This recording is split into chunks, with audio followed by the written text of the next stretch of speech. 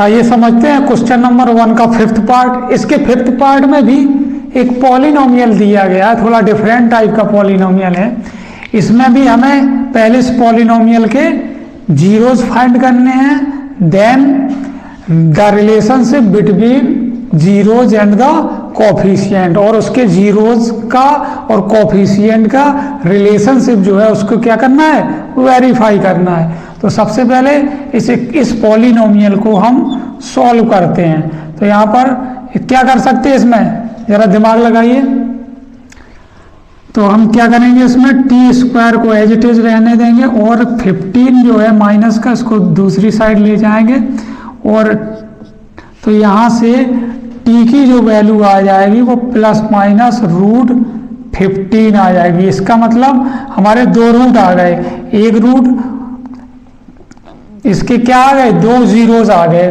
दो जीरोज में एक जीरोज प्लस का रहेगा, दूसरा माइनस। तो हम मान लेते हैं alpha is equal to root 15 जो कि पॉजिटिव है, और beta is equal to minus under root 15। तो इसके दोनों जीरोज हमने बड़ी इजीली फाइंड कर लिए हैं। अब क्या करना है, अब बाकी जैसे पिछले क्वेश्चन किए हैं हमने उन्हीं की तरह हमें क्या करना है, इनके जीरोज का और कोफिशिएंट के रिलेशनशिप को वेरीफाई करना है। तो क्या करेंगे, सबसे पहले ये जो पॉलिनोमियल दिया गया, इस पॉलिनोमियल को लिखते हैं टी स्क्वायर माइनस 15। ये पॉलिनोमियल दिया गया है। इस पॉलिनोमियल को कंपेयर करते हैं इसके स्टैंडर्ड फॉर्म से। क्या होता है पॉलिनोमियल का स्टैंडर्ड फॉर्म, एनीबॉडी? हाँ, वैसे तो होता है ax square plus B x plus C, लेकिन यहाँ पर t के फॉर्म में है तो हम इसी फॉर्म में लिखेंगे at square plus B T plus C. इससे हम इसको कंपेयर करेंगे इस पॉलिनोमियल को। चाहो तो इक्वल में जीरो भी लिख सकते हैं और कंपेयर करते हैं तो वहां भी इक्वल में जीरो लिख सकते हैं। तो यहाँ पर at स्क्वायर से जब इसको कंपेयर करेंगे तो यहाँ a इक्वल टू आता है 1 और bt वाला टर्म यहाँ पर है नहीं, तो b की वैल्यू क्या आ जाएगी, 0 आ जाएगी। उसके बाद c इज इक्वल टू आ जाएगा माइनस का 15। अब क्या करेंगे, सम ऑफ जीरोज क्या होता है, क्या होता है सम ऑफ जीरोज,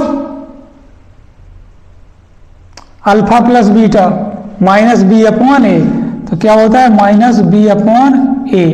तो देखो इसका LHS और RHS दोनों में वैल्यू पुट करते हैं। अल्फा की वैल्यू कितनी है, रूट 15, तो लिख लेते हैं, प्लस बीटा की वैल्यू कितनी है, माइनस रूट 15। तो प्लस और ये वाला माइनस तो डायरेक्ट हम क्या कर देते हैं, माइनस कर देते हैं, क्योंकि प्लस माइनस माइनस हो जाएगा। माइनस रूट 15, रूट 15 से रूट 15 कैंसिल, तो ये क्या हो गया, 0 आ गया। अब इसके RHS में भी वैल्यू पुट करते हैं। RHS में माइनस और b की वैल्यू कितनी है, जब कंपेयर किया है यहाँ पर तो b की वैल्यू कितनी आई, 0 आई। तो 0 और a की वैल्यू कितनी है, 1, तो क्या आ गया, 0 आ गया। तो इसका LHS इक्वल RHS आ गया। तो यहाँ पर इसका जो सम ऑफ जीरोज क्या है, वेरीफाई हो गया।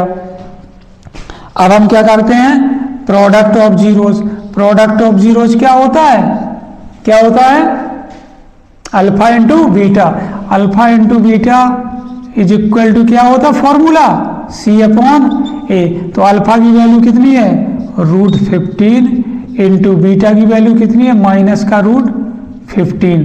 तो यहाँ से रूट 15 कितना हो जाएगा, माइनस का 15। तो इसका LHS कितना आ गया, माइनस 15। अब RHS को देखते हैं। RHS में C की वैल्यू कितनी है, कंपेयर करने पर C मिला है माइनस का 15, तो C की जगह क्या लिखेंगे, माइनस 15। और A की वैल्यू कितनी है, A की वैल्यू यहाँ पर 1 है, तो A की प्लेस पर क्या लिखेंगे, 1 लिखेंगे। तो कितना आ जाएगा, माइनस का 15। दिस इम्प्लाइज माइनस का 15 और माइनस का 15। तो LHS is equal to RHS। तो क्या हो गया ये, हैंस वेरीफाइड। क्या करना था हमें इस पॉलिनोमियल के जीरोज फाइंड करने के बाद इसके रिलेशनशिप को वेरीफाई करना था, किसके, जीरोज और कोफिशिएंट के। जीरोज क्या है, अल्फा और बीटा, और कोफिशिएंट क्या है, ये ए बी सी की जो हमने वैल्यूज फाइंड करी हैं। तो यहाँ से ये क्वेश्चन है कंप्लीट होता है। आप लोग चाहे तो इसको लिख सकते हैं।